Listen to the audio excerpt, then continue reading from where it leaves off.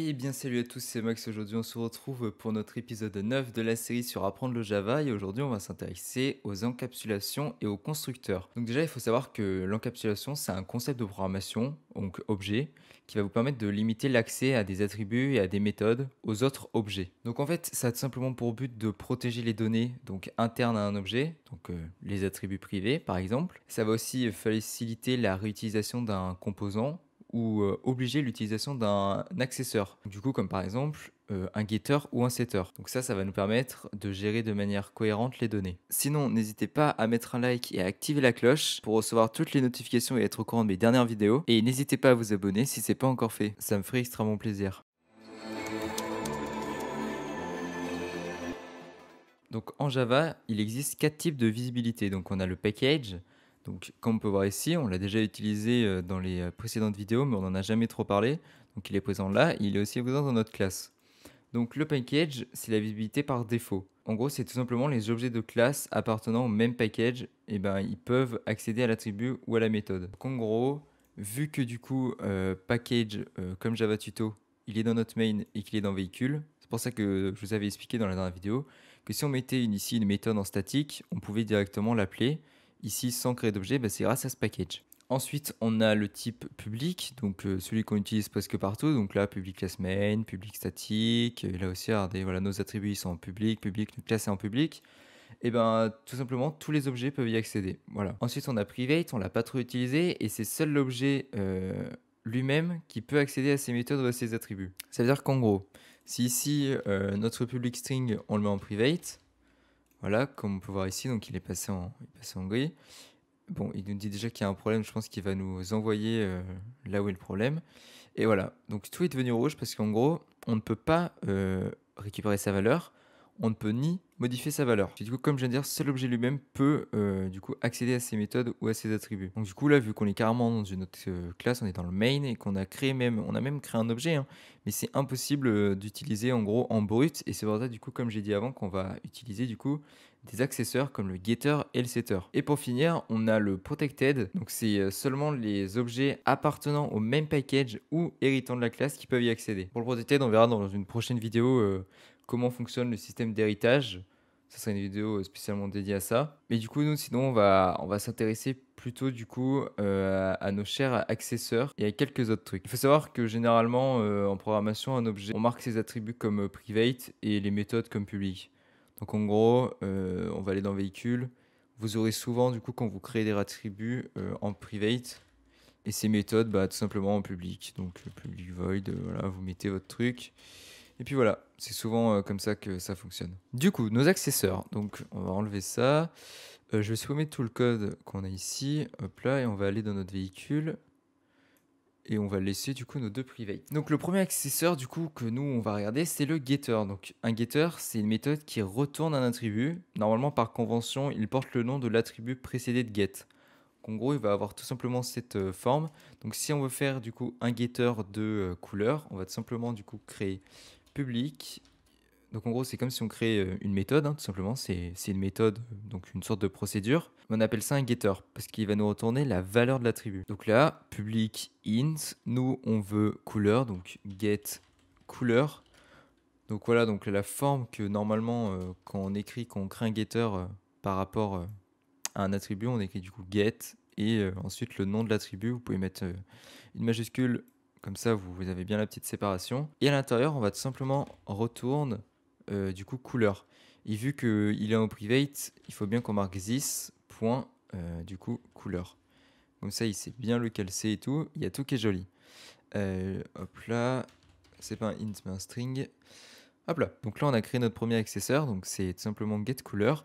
On va faire la même chose avec prix, donc public int getPrix. On ouvre les parenthèses et on fait du coup le return. On va faire comme ça ira plus vite. Ça ira carrément pas plus vite. Voilà, si c'est bon. Donc voilà comment se forme le getter. Je vais vous montrer comment on l'utilise du coup maintenant. Donc on va aller dans notre main. J'aurais pu laisser la création des objets. Alors je vais faire des CTRL Z. Et on va juste... Voilà, on va juste garder un véhicule. On va supprimer notre liste. C'était dans la dernière vidéo. Ça ne sert plus à rien. Hop là, on va donner une valeur de base à couleur. Donc on va lui dire qu'elle est rouge et on va lui donner une valeur de base à prix.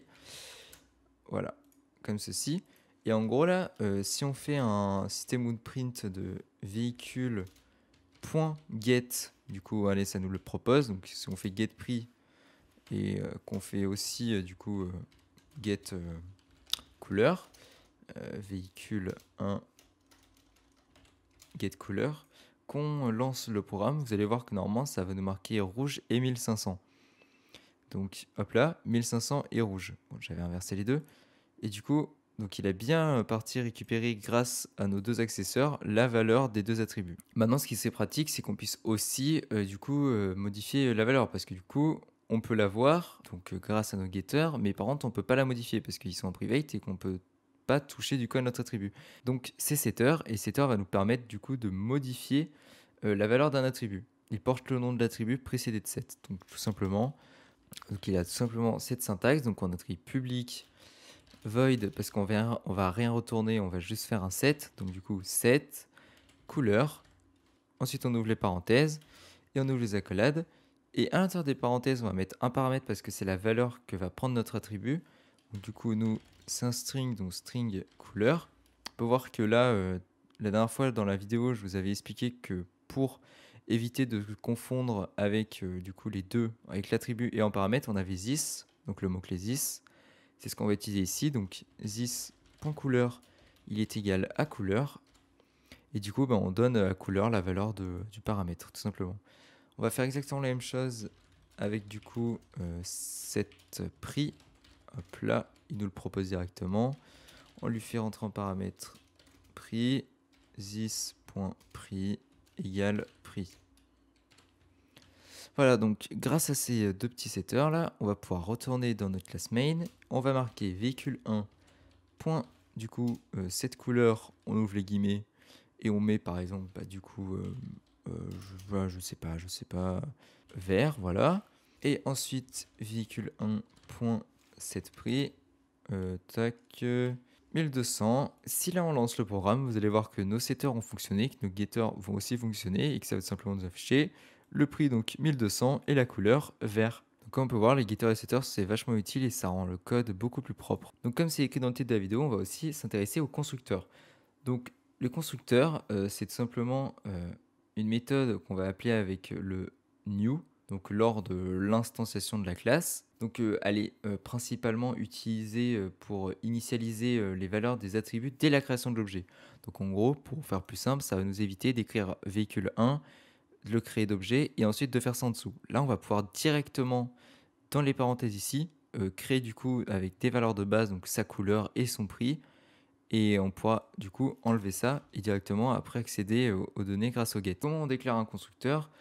Donc c'est tout simplement normalement en haut du code, en dessous des attributs et au-dessus des getters et des setters qu'on va le mettre. Donc le constructeur il porte le nom de sa classe et c'est ni une fonction ni une procédure. Donc il n'a pas de type de retour. Donc en gros on va tout simplement écrire public et là du coup, alors pas B, véhicule. Voilà, donc là du coup on a écrit le début de notre constructeur. Je vais mettre des espaces pour bien séparer. Ensuite, on ouvre les parenthèses et on va mettre tous nos attributs.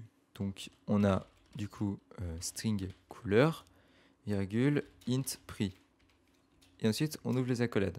Et le constructeur, du coup, il a un peu la même forme que le setter parce qu'en gros, il faut qu'on donne des valeurs aux attributs. Donc, on prend les valeurs qui nous ont données en paramètres et on les donne dans les attributs. Voilà, tout simplement. Donc là, comme on peut voir, il nous dit qu'il y a un problème.